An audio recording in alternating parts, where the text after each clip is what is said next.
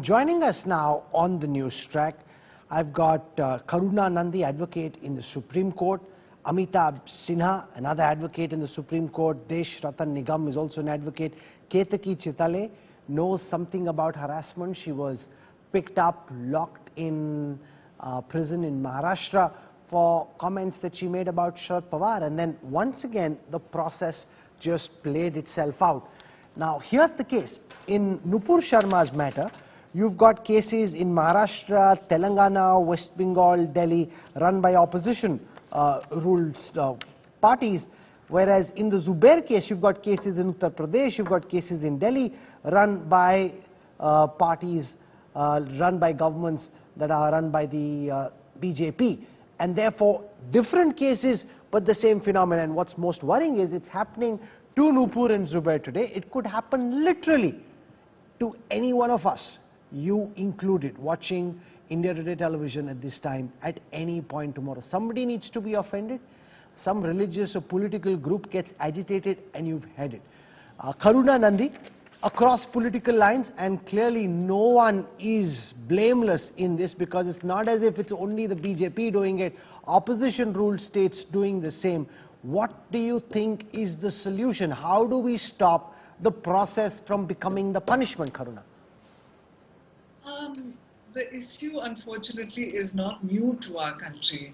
When the IPC was formulated back in 1860, let's be clear that it was a colonial government trying to have peace at any cost. These are all pre-constitutional laws. Mostly these are pre-constitutional laws. And the fact that parliaments over the years have not only approved them and have perpetuated them is merely a neutral fact. So I really think the time has come that even though they're not to read these laws down, but to do away with them and come up with a proper framework with regard to hate speech. Because what happens with these laws? They get weaponized, and they get they get weaponized, and as we've seen, that the people with more power are able to weaponize them more effectively, right? So if you see it, the matter sub judice, but I think that what the Supreme Court said in Zubair's case, that the content is the same, and that the expressed a modicum of surprise that this was happening at all is, I think, something that we all share, frankly. If you look at those tweets and that screenshot from a charming Rishikesh Mukherjee film. No, but even if he gets bail in the end, and here's the problem, the judges can mock some of this, but you've put a young man in prison for multiple weeks, subjected him to harassment of the process, and then ultimately he gets bail. But by then, Amitabh Sinha, it's too late, because whoever it may be, Zubair in this particular case, he's been put through the punishment. A message has been sent, not just to that individual, but others who are acting and thinking like him, that if you mess with us, we'll have multiple FIRs. Even if you get one bail, some other case will be filed, and you'll still stay in jail no matter what.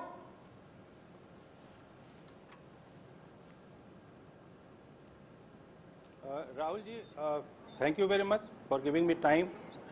Let me explain first, as a layman, what people should understand about this provision which you are talking about or you are debating about.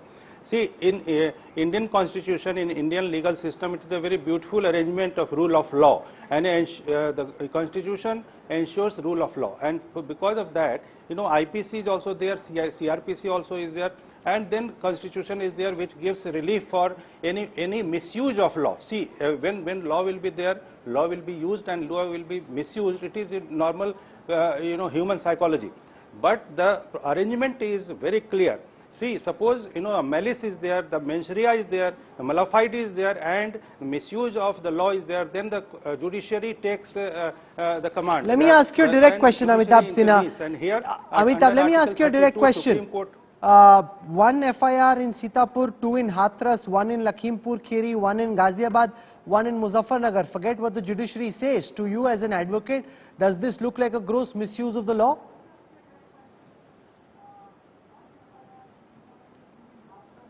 what I am trying to tell you and your viewer through your channel, just give me one extra minute without interference. Let me explain. It is a very serious issue. See, my point is the misuse is always there, and misuse can be restricted and by the judicial intervention. So, if you are talking separately about Zubair's case, then I would be more, I would have felt happy when you would have talked about Rohit Ranjan case, where Chhattisgarh police came in plain clothes and in the morning. I'm talking about all of this, Amitabh Sinha. You're giving me a very generic rhetorical response to a very direct and specific question. I am telling you. No, one second. Hear my question, Amitabh Sinha. Rahul Kanwal, you're not hearing my question, is already sir. there. Misuse is there, but the judicial intervention, provision of judicial intervention is there, no. So Supreme Court takes that very careful observation about that, and if some violation of the legal provisions are there, then Supreme Court will give the relief. So we should you're putting the onus on the Supreme Court. That case will come up for hearing in the Supreme Court Wednesday. I'm asking you a direct question, sir. One FIR in Muzaffarnagar, one in Ghaziabad, one in Lakhimpur Kheri, two in Hathras, yes, one in Sitapur, one in Delhi. In Delhi and Sitapur, he's been granted bail. He's still in jail. Does this look like gross misuse or not to you?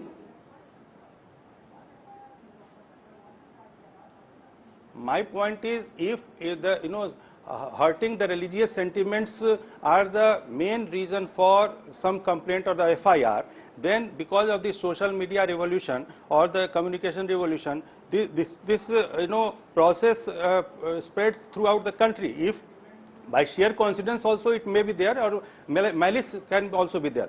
But we are not here to decide. We should be having faith in the judiciary. If Supreme Court decides, then the Supreme Court will give the relief. There is no problem. Number two, why I am telling this point? Because everything is being seen in a political manner. See, Zubair Ahmed case certainly is different. That's why Zubair Ahmed is not getting relief as of now from the Supreme Court. If he will approach Supreme Court will certainly look into the matter and give the relief. Under Article 32, the transfer powers are completely and absolutely with Supreme Court. So Supreme Court can give transfer order to Zubair Ahmed for transferring all the matters to Delhi jurisdiction. There is no problem. So why we should look into depending on the political lens somebody wears, he or she determines whether what the courts are doing is right or wrong. Nupur Sharma being granted relief from arrest till the 10th of August seems like the right thing to do, but someone like an Amitabh Sinha, unable to criticize multiple FIRs in this case, it could be malice, may not be malice, but look at what happened in the case of that Zee News anchor, he had FIRs, so very clear about where the fault lies. My point is, it could be a news anchor, it could be a politician, it could be an activist, it could be a journalist, it could be anybody. It's the same thing playing itself out in different states, in different cases. The process is sought to be made the punishment. Yes, Rahul, in fact, you have to approach the FIRs from two points of view. If based on one single incident of offence, various FIRs have been registered, and there are various FIRs based on different incidents. Now, in the case of Zubair, there is a 2018 POXO case. 2020, there is a Hanuman honeymoon kind of a comparison he did. Then there is a fake news case at Muzaffarnagar FIR you are talking about. A true news was peddled as a fake news by the alt news, which was related to Israel-Palestinian conflict. Another incident was Ghaziabad FIR. So these are different incidents. Now in the case of Rohit Ranjan, you talked about single incident, multiple FIRs. And in the case of Nupur Sharma, single telecast, multiple FIRs. So these two stands on different footings. Now there could be a political malice. There is a possibility of a political malice also. Could be. This will come out after the investigation and final verdict by the court. How to prevent such kind of process becoming a punishment is a very important question, because we require certain kind of judicial and police reforms, which is very, very important. And in case of, let me tell you, this is a age of social media and electronic medium telecast. Offense is committed where it is seen, or I read a tweet somewhere. The place of my reading becomes a place of offense. So one reform could be the place from where it is published. that place should be the place of filing an FIR, not the entire India. In the case of social media and TV, that reform can be done. Secondly, if I lodge an FIR against somebody and another person X lodges an FIR against the same person without knowing that another FIR has been lodged. So the person, I would not know whether that FIR has been lodged against the very same person and against the very same offense.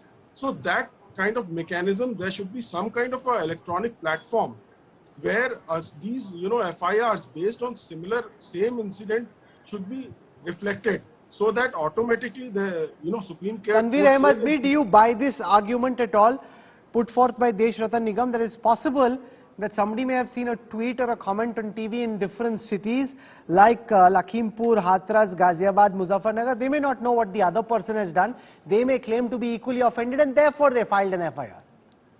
Not at all. Not at all. You see, Rahul, first of all, let me thank you for inviting me to your program. You see, at the end of the day, everything in our country cannot be now reposited in the Supreme Court. Correct. There are defined and distinctive jurisdictions. The first thing that the cops have to do is that they, when any complaint is filed before them or brought to their notice, they have to apply their own mind, and that is independent mind. Whether any cognizable offense is made out, or ostensibly what we see day in and day out is that the cops, who have now virtually no spine, they are bending towards their political bosses beyond 180 degrees. The cases which are lodged, especially in Zubair's case, have a clear political flavor. They are not decided by cops on their independent school of mind, but they are directed by politicians. So these are exercise mala fide police actions where the cops are not doing their real job. They're not discharging their constitutional obligations in prosecuting a person only when the prosecution is justified. Now, when you have these kinds of criminal prosecutions, you are adding and putting more burden on the Supreme Court. Everybody cannot go in an Article 32 and say that, sir, this has happened and now please do this X, Y, and Z. In a democracy, a good society, a good democracy works when all, when all angles of the democracy, when all pillars and institutions work together. Karuna Nandi, Tanveer Ahmed makes an important argument that you're basically putting the onus on the Supreme Court. Even if it's a minor matter of bail, rather than judging on high matters of national and constitutional importance, something as simple as a bail, because nobody else wants to take a decision, complete cop-out, no application of mind, you're putting the onus on the Supreme Court, which is already highly burdened. Obviously the burden, I mean, I don't know if the speaker before me was doing that, but obviously the Supreme Court can't be burdened with every single, and let's also be clear that every single person who is being persecuted under these overbroad and unjust laws cannot come to the Supreme Court, because it's not that easy, it's expensive, it's difficult. A trend that we have seen, and this started a long time ago, and I've represented a large number of clients who have been persecuted in this manner. For example, the AIB, a long time ago, said something that was thought of and felt to be vulgar and obscene, and FIRs were filed against them all over the country. And what we've seen is that this is a particularly attention-seeking tactic, which is not to say that the speech in some of these cases is not an attention-seeking tactic. And while the Supreme Court's comments on Ms. Sharma attributing responsibility for the violence to her, I disagree with, they did take note of the fact of how odious her speech was, frankly. And the last time I was on your show, she was on this show, being obnoxious, frankly. But anyway, the point is that despite that, should all of these people be arrested? Now, should arrest be an immediate consequence of a cognizable offense merely being invoked? No, absolutely not. Are various state governments, and in particular the BJP, targeting individuals for speech and employing the remedy of arrest at a hugely disproportionate rate, including with journalists. And let us be clear that Zubair was a journalist. And so there is a heightened level of protection that should be accorded to him. Let Deshratan Nigam respond to this. If I may It's a poster from a film. In remedies 1983, when the film came, nobody even bothered considering this offensive. It was laughed off. Now you've got the police force running, huffing, puffing, arresting someone, claiming that this could have caused a riot, claiming that religious sensitivities have been offended. Karuna Nandi says this is just an effort to try and target somebody whose point of view the government of the day doesn't like. Rahul, let me make a distinction as a lawyer, which is a very important distinction for your viewers. Supreme Court has said if the punishment is less than 7 years, a person need not be arrested. A notice has to be given under section 41A of the CRPC. And that notice was given both to Nupur Sharma and Zubair. And similar sections are there. And the punishment is from 1 to 5 years. Now, in both the cases, arrest is not mandatory. However, in the case of Zubair, after 41A notice, during investigation, it was realized that he is not cooperating in the investigation and he's tampering and destroying evidence also. And therefore, the need of arrest has. Please don't interrupt. Don't interrupt. Don't interrupt. Don't interrupt. Please, Rahul. Karuna, let him speak. Karuna, I'll come back to you.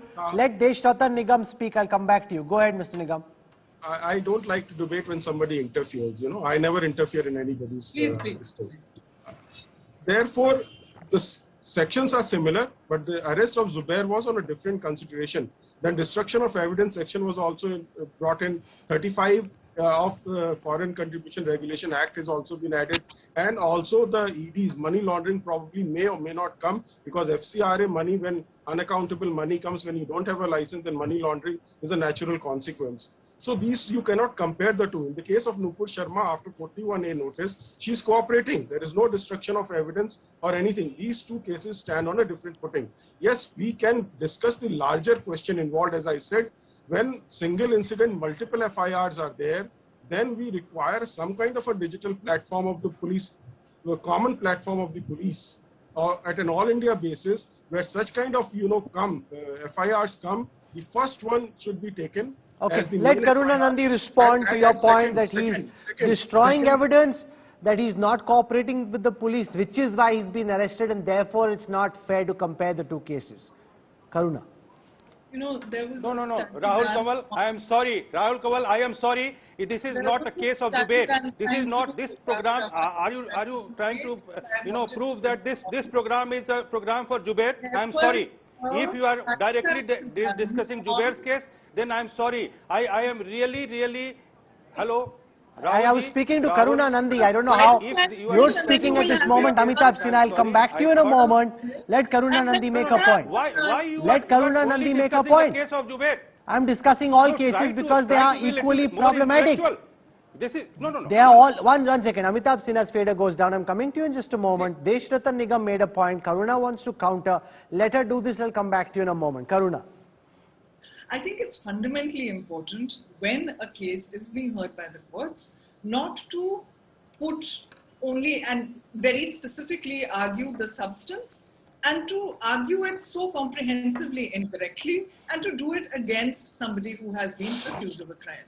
That the lawyer of that person the lawyers of that person, Zubair, have said in court that the 41A was never served, that many of the charges are concocted, and there is something that is quite clear to see, that if you look at some of the tweets that have been impugned, that the tweets prima facie, the courts will look into it, do not seem to go anywhere near a criminal offense. So frankly, this is what I am objecting to with the people who have been speaking. What I am also saying is that in our current way of thinking and in our current TV and social media, we think about the last 3 days. We forget about Siddiq Kappan, against whom the UAPA has been invoked. We forget about the large number of journalists who are targeted every couple of weeks, and we forget the journalists from the smaller towns, and we forget that the process is the punishment. Okay, So, let Amitabh Sinha come in. He was itching to have a go at Karuna and respond in the middle of the argument. So I will come to you, and you asked whether this is just about Zubair. It's not. It's as much about Rohit, it's as much about Nupur, it's as much about every single person who has multiple FIRs against him. And your conviction, and that's the problem, Amitabh, your conviction about how Nupur is being harassed is much higher than your conviction about somebody whose political views are different from yours but facing the similar situation. You're not applying the same yardstick, and therein lies the problem, Amitabh Sinha. Rahul, I am sorry that your expectation towards judiciary should be a little more higher. And I am completely disagreement. I have completely disagreement with Miss Nandi, because she is saying that not everybody has a limitation to come to Supreme Court. I am sorry. Supreme Court is very accessible, number one. Number two, under Article 32, the process is very short. It is not lengthy like normal appeals or SLPs. So if somebody is being harassed, or he or she thinks that he is being or she is being harassed, the Supreme Court has the remedy, and Supreme Court has not the really, jurisdiction. Amitabh Sinha. I am only talking if about you have that. access to Amitabh Sinha or Karuna Nandi, then maybe you can get heard in the Supreme Court. For small journalists, stringers, activists in small town India, I don't think going to the Supreme Court is easy. I can't afford you, Amitabh Sinha. I definitely can't afford Karuna Nandi. It's a very different situation. Don't say Supreme Court is easily available. It's not so. If under Article 32, a transfer application comes to the Supreme Court immediately takes the cognizance. And especially in such type of matters, when the matter is sensitive, Supreme Court never, takes any step which is, delayed or anything. Immediately the cognizance is taken. So if and what... No, but you are very agitated. Here's the point I'm making. You are mighty agitated about what happened with the V-News anchor where the Chhattisgarh police came. But when somebody else gets the same treatment, whose political views are different from yours, your level of agitation is much lesser. It's not based on principle, it's based on politics.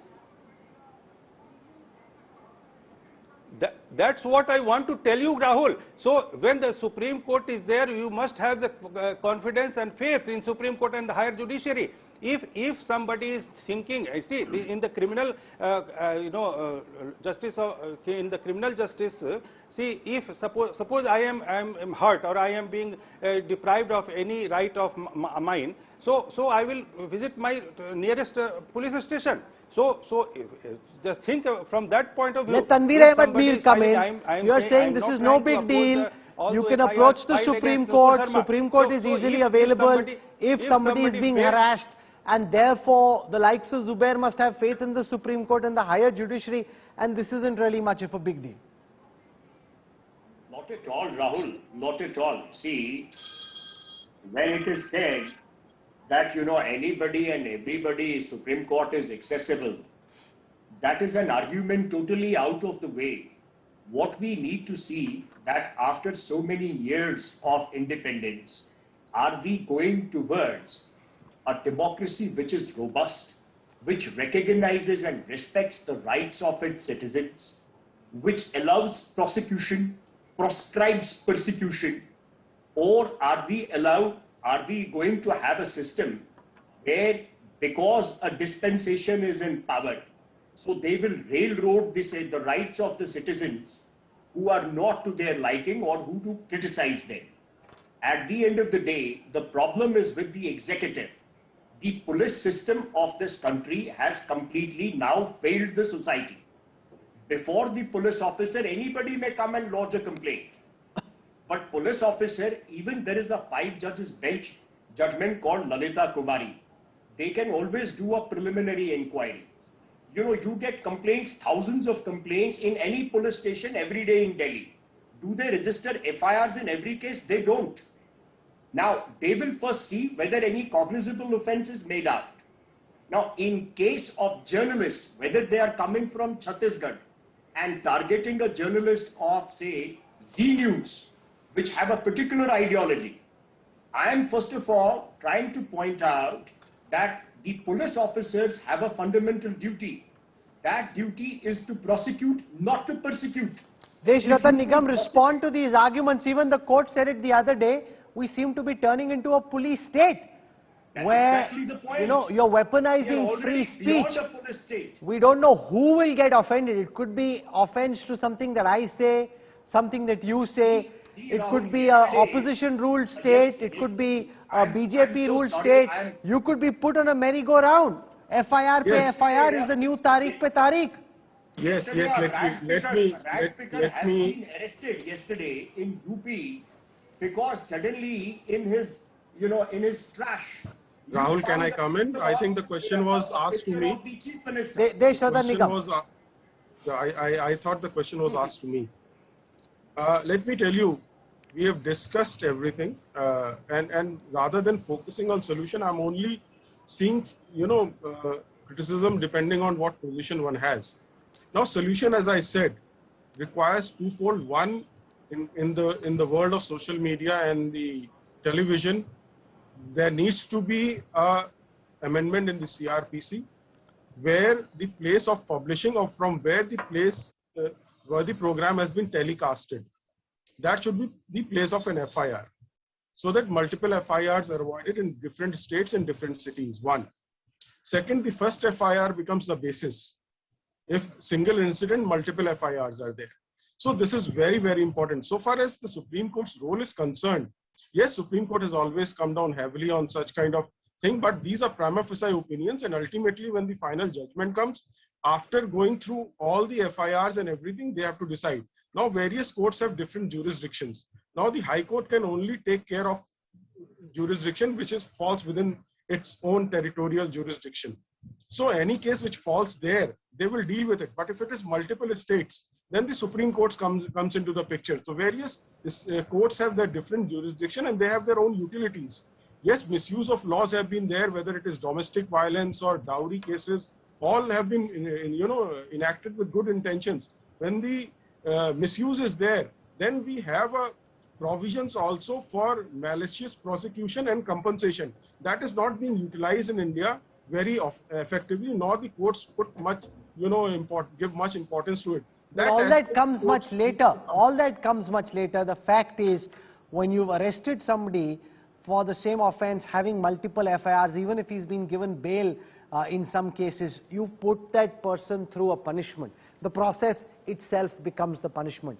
And if you're not worried today, you really should be, because what we are seeing is, whether it is in the case of a Z News anchor being attacked by the Chhattisgarh police or in the case of Zubair, what we are seeing is the process becoming the punishment. India, as the Supreme Court itself said, runs the risk of turning into a police state. Anyone can take offense to everything you do.